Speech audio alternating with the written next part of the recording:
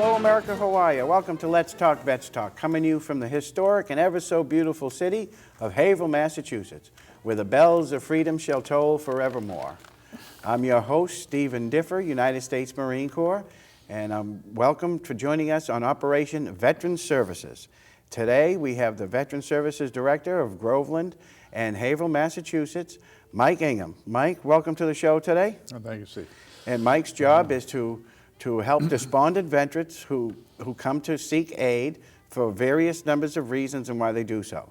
But before we go into that topic, we'd like to do a little bit about Mike. Mike, I understand you've been in the service now. You're retired from the United States Air Force?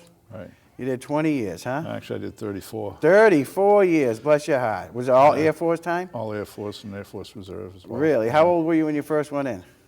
19. 19, and what year was that? 1973. We threw him under the bus. He dated himself right here, 1973. Yeah. So you pretty much, 34 years, you just recently got out, basically. 2007. Really? Yeah. So you were during Vietnam, peacetime, Operation Iraqi Freedom, and Desert Storm, Desert and Storm all before that, and then all the way up to even now. Right. Wow. And you're still here with us today. That's amazing, Mike. Well, welcome home is the big deal. How many times do you go overseas? Many? I've been on quite a bit, but as far as the Middle East, I was over for one tour over there. One tour was enough, thank God, huh? Unfortunately. Well, so now you come back after all them years in the service, and you land a job here in beautiful Haverhill, Massachusetts as the Veterans Service Director, correct? right. Now, what does that job entail, and what do you do for details of that job? It's pretty varied because I basically work under a program for the state, which is Chapter 115. I'm also a city employee, and I work with the VA doing all VA type claims and work. Benefits. So basically with the Chapter 115, the state, we do financial assistance as our main priority. We assist veterans that are basically unemployed, disabled, retired. We do widows, families of veterans. So basically if they have a low enough income and they have the need, we help them out. Sort of like, it's not really unemployment, it's not welfare. Sure. It's basically a veteran should not have to stand in a welfare line. They should be treated with respect. So your program is a program that helps out temporarily for some people, Right. Yeah. permanently for some other people, depending on the overall situation. Right. So now, on the Massachusetts Chapter 115, that's a state-run program, correct? Right. Now, that's run by the Commonwealth, but you're employed by the beautiful city of Haverhill, Massachusetts, correct? Right. Right. And then yet, you do federal VA programs. Right. That's unique. So it's very unique that we're the only state in the union that has The only this. state that provides the financial assistance, and basically we're the only state that has a veteran services officer in every town. In every and town, city. every community. Right. So there's a veteran in Massachusetts. Every veteran has a voice. He has a place to go. Right. So that's going to tap on something I see often. I often see veterans like myself at one time, standing in the corner, beat up shoes, beat up clothes, saying they need help. That particular veteran should be directed to somebody such as yourself in your position, or even the VA hospital for help, VA hospital and then as well. sent back to whatever town they're living in, correct? Right. So if a citizen sees a veteran on the side of the road, if nothing else, they could help that veteran with some services. We all don't understand some of the services, but Right. those are there. So Well, it shouldn't be that way. Massachusetts has a goal to basically end homeless veterans. So there's quite a few programs to help them out, either with the state or with the federal. Usually we'll tie them up with a federal program because many need assistance. There could be psychological, there could be substance abuse, whatever. Those kind of programs would be handled through the VA. So the homeless, the hospitalized, and the at-risk veterans basically get supported by the VA hospital. Right. And now, once they're housed and home, and they live in a community that they're in the poverty level, and they're having struggles, That's where your veteran services program comes in, correct? Right. Okay, so you'll help subsidize that veteran to get to that point so they're out of the need situation is the hope, correct? Right, that's the Okay. thing, and to get them on their feet. And get 'em So there's a back lot on of their feet. programs with that. We have the Outreach Center, which is transitional. We have a budget that's set for that. We have institutional budgets that if they're at the VA, they're being hospitalized at the VA, we have a budget for that. And then we have our regular budget, which is for the unemployed veterans or, like say disabled, whatever. When they come on the program with us, we look at their need and assess what their needs are there. Say a veteran comes in, we look at the family situation, that individual's employment history, whether or not they need to go on Social Security disability, apply for Social Security, or apply for VA compensation, which is if you were injured in the service, or a VA pension, which is if you're not injured in the service but you're unable to work, you're a wartime veteran, the VA provides funding for that. So there's different things that we look at to see what is the end game? What are we going to do with this veteran? We're going to get them employed, we're going to get them a disability, we're going to get them a Social Security. There's a program out there. So you assess the veteran that comes in asking for need. When you assess this veteran, you start with the end and work your way back on how to create that to the end. Absolutely, yeah. Okay, so if you already know this particular veteran is never going to be employed again, Right. you go to the Social Security route or the Veterans Benefits route if Right. that veteran's eligible for any particular veterans. Yeah. So you look at all those avenues of approach, and in the meantime, while they're all solving, you're there for the interim to help that veteran maintain. Yeah, we're basically keeping a roof over their head. Wonderful. And keep them provide, food and basic needs. I mean, it's more it's to going to it be than- basic yeah, needs. yeah, yeah. It's going to be to get them through until they Sure. get on their feet, get a No, job. no whatever. $700 cable bills, right? No. We need you to be realistic of what we're giving you the money for, proactives, Right. different things. Right, they're paying towards their rent, and we see Yeah. that they pay their rent And keep them stable. keep them stable.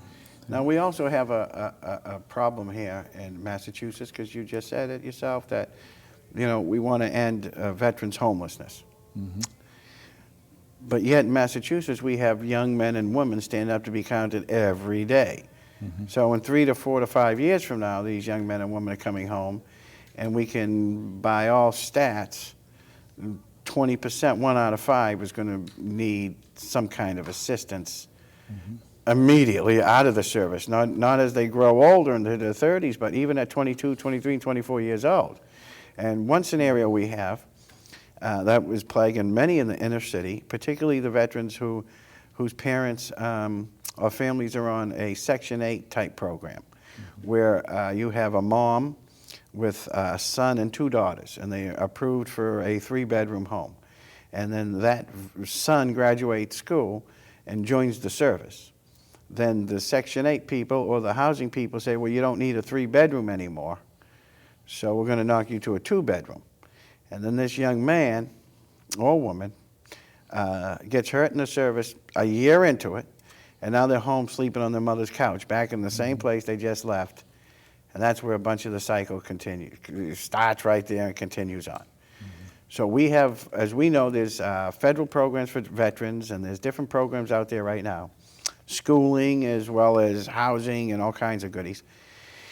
What's your assessment when you get this kid, this young man, here he was, a rough and tumble, 18, 19-year-old, and now he's 21 years old and he's broken, and you see it in his eyes. How do you guys get him on track or her on track to get out there and get it done and feel maybe they'll be able to save themselves at their young age? Well, basically they're coming out of the service, see what skills they have, but, the whole thing is they're capable of getting work. There's different programs out there so they can get employed.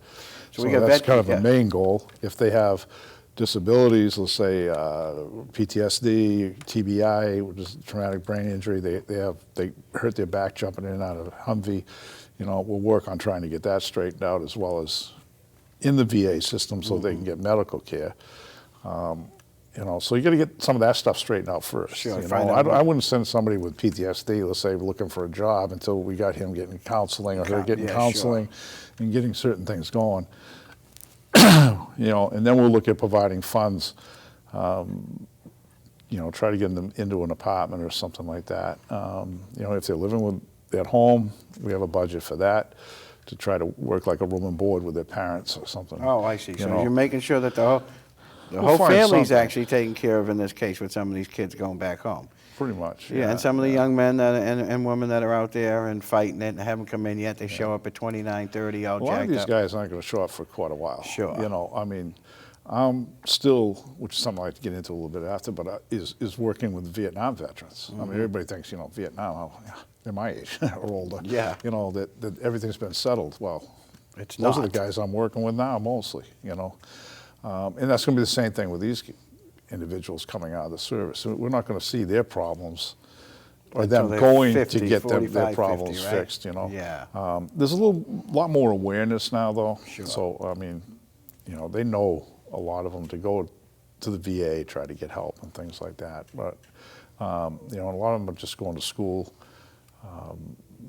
Oh, so You know, if so these we're going guys to see going to different. school as well, Right, we're not going to see those until they get done with the school or whatever they're doing. and then they have no place to go at that point. They come knocking on your door. Well, a lot of them are going to be working into jobs and things like that. I'm not getting, in a lot of the others, we're not really getting a lot of the younger troops in that situation. I mean, there's a few. Yeah. You know, most of the things that we're dealing with right now are the widows. The widows, You know, yeah. we have a lot of widows yet from World War II Really? through Korea. I have, I mean, my youngest widow was in her 20s. Really? You know, so and that's a lot more involved, a lot more Sure. Yeah, emotionally yeah. involved, Yeah, you those get kind of kinda things. You know, attached to those things. Because a lot of times when we're working with the family, as the veteran's been diagnosed, Oh, yeah, yeah. you know, so we know it's coming. Yes. Then we'll be working with the family. Sometimes working with the funeral homes, you know, and, You see and it then, all, yeah, then yeah. after he passes, we'll work with the widow, try to get her benefits, you know, try to get her assistance. Well, we do know we have some issues coming up for many people. You mentioned the Vietnam veteran. A lot of the guys that were fighting it off, their skin issues and everything, they, you know, they didn't realize what it was, and some of them assumed what it was. And in reality, a little bit of the Agent Orange is coming back to haunt these fellas. We also have a big problem in America that it's unspoken of. I've done a little research on it, and it's the nurses from Vietnam, the nurses, the field nurses, the MASH unit nurses from Korea and so forth, that when they got out of the service, they were put into harm's way in triage units in the hospitals. They were working in the emergency rooms, and so they went from the lived experience of combat surgical care to straight to the hospital. Now the problem comes in, they're 60, 62, 63, 65 years old, they're retiring. There's no more triage, there's no more vibes, there's no more action, and now they're regressing back to, you know, 1977, 1975, 1973, you know, all these different things, especially the 1968 and 69 nurses, we all know. And we're getting a lot of later PTSD things that these women have been suffering from years, and now it's just showing, you know. Yeah. So how do we, when these gals come into you at their age, and you know they're a nurse, you know, you see that as their MOS, does that trigger something that you know that they may have seen the trauma and Well, more the Vietnam, you know, when it shows up on the Vietnam, you know, they're exposed to the same issues, Agent Sure. Orange, Even more. PTSD, you know, all the same circumstances. And again, it shows it's the Vietnam era is still coming forward. Yeah, you know? yeah. Agent Orange, I think, is the biggest thing. It's really affecting, and people don't understand how serious Agent Orange is. I mean, all the illnesses that are associated with it. And it's you know, second and third generation down, as we understand. Right, and you know, I mean, there's lung cancers. There's a lot of life-threatening illnesses. You know, so we got veterans that are passing from Agent Orange. Sure. I'm still amazed at how many Vietnam veterans aren't aware of the Agent Orange and what they could be entitled to. You know, something as simple as diabetes, Sure. is having diabetes type 2. I get many veterans come in my office that I find out later. You know, I'll look at their discharge and see that they have that they're in Vietnam, and I'll ask them, "You have diabetes?" "Oh yeah." "Did you know that's Agent Orange related?" "No." You know, and then so now I'm doing the claims for them. So I think that would be the biggest thing I'd want to get out there right now is that you know, Vietnam veterans, whether they have it or not, they need to come in and you know, find out exactly what illnesses are associated with it, and see down the road. I knew it was ischemic heart disease, which has just been in the last couple of years put on there. Put on as related to Agent Orange. So how many veterans are having bypasses and things like that? So this is what we got to tell the people. If you're home watching, we're talking about grandmas and grandpas at this point, basically, correct? Yeah, I'm a grandpa. Yeah, you know, and what it is when the 70s was done, I was a kid during the whole hippie and love child stuff, and the Vietnam veteran was coming home. They threw their flags away. They threw their medals away. They don't want anything to do with the government or anything to do with the VA hospital. Some. And then here it is, years later, they were stubborn, they were doing all kinds of stuff, and now all of a sudden they're, you know, 59 to 65 years old, and they had been untreated for many, many, many years, and now they're going in and it's too late. Well, it's not really too late. In many cases, but yes. Some, yeah.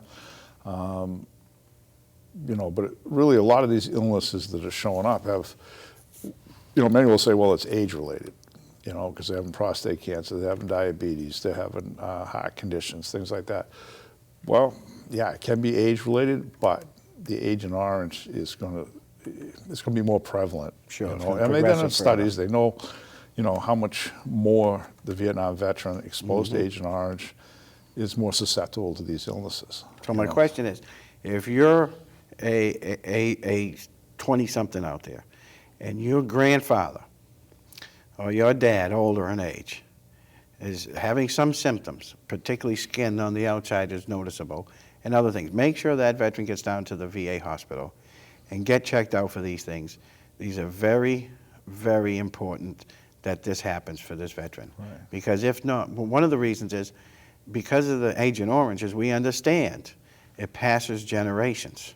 We've already been told that some of the children and grandchildren of the Agent Orange veterans are having mental and physical ailments upon birth. Yeah. Some of it's like spinal bifida, I believe. Sure, so we need to make sure that these guys get checked out.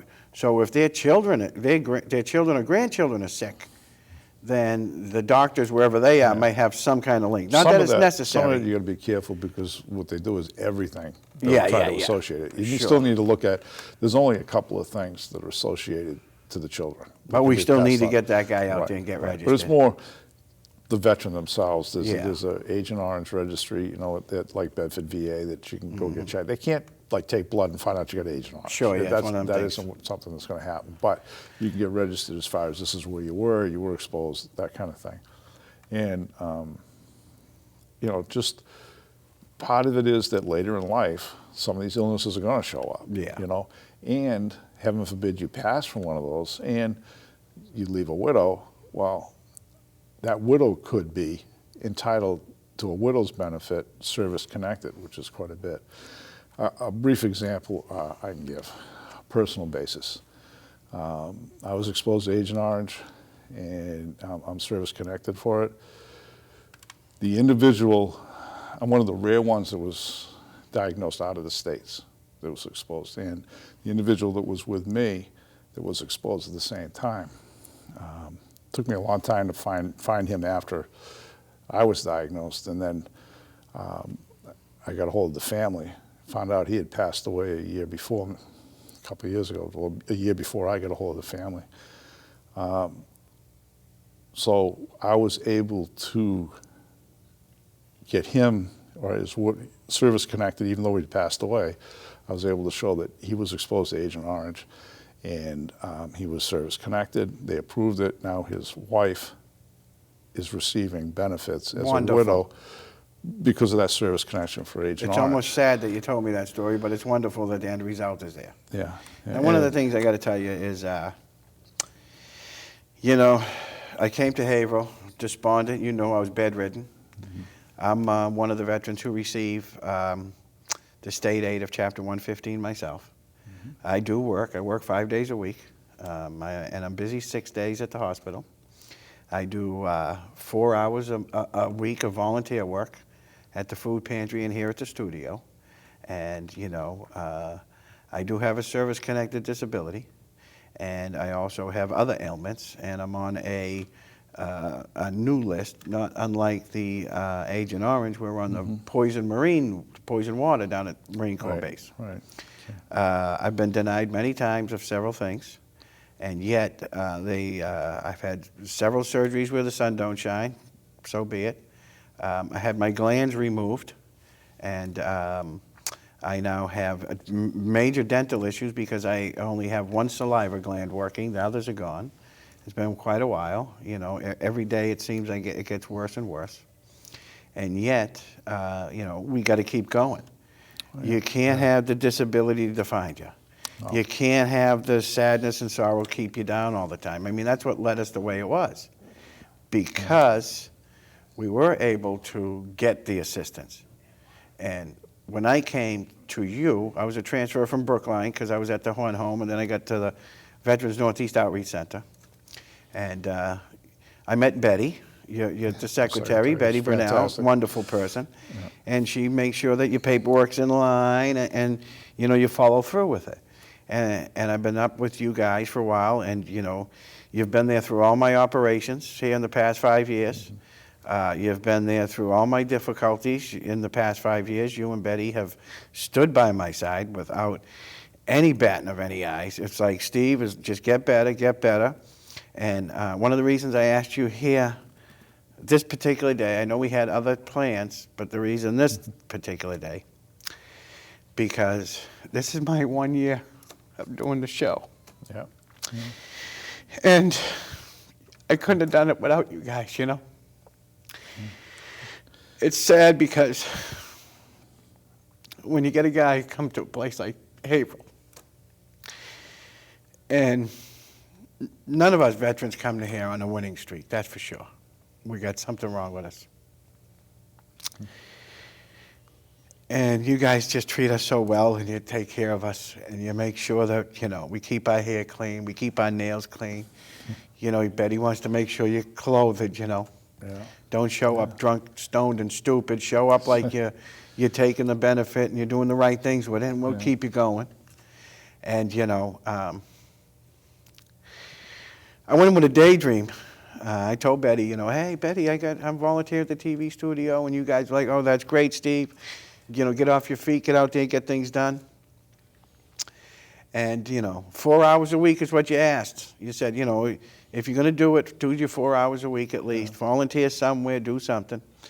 And I took that at heart, you know. Don't just stay in your house every day. Get out there and do something. And I became a member here at the studio. And I remember going up and telling Betty, you weren't there that day, and I said, Betty, I just became a member of the Haverhill Community Television. I signed up for a program to run a camera and do some stuff around the studio.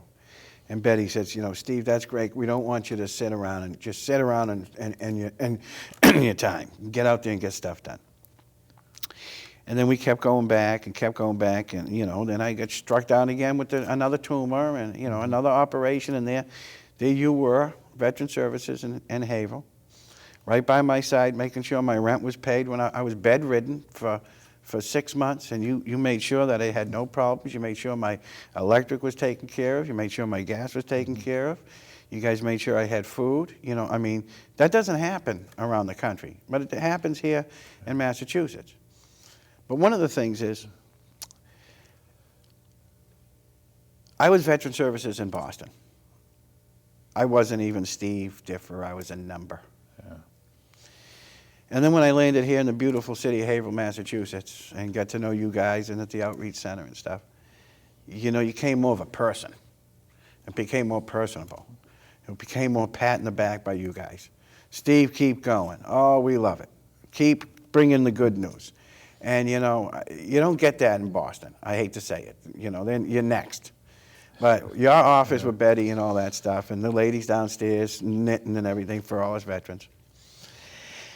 Because of the encouragement that you continue to give myself, I know other veterans get it as well, it made me want to say, you know what, we can give back. There needs to be a voice. And the fine folks here, you know, they let us have it. And between everything going on, and again, the reason I asked you, Mike, to be here today was because it was 5 years ago today. I came to Haverhill. And I went up to see you guys, and you've been helping me ever since. But not just a handout, you've been encouraging me. And you've been encouraging other veterans, and I know not everybody does all the encouragement. And I heard the guy saying, oh, I'm going to school. I heard the guy say, oh, Mike Ingham, he don't go, no, he's a pain in the butt. And I'm like, no, he's doing his job. Obviously, you don't qualify or something's wrong with your paperwork. Betty keeps it going. And, you know, for 5 years now, I was bedridden 3 times in 5 years' time, one for 6 months. And I've had 7 operations in 4 years. And, you know, the mayor here in town changed a little bit, the way the program changed a little bit.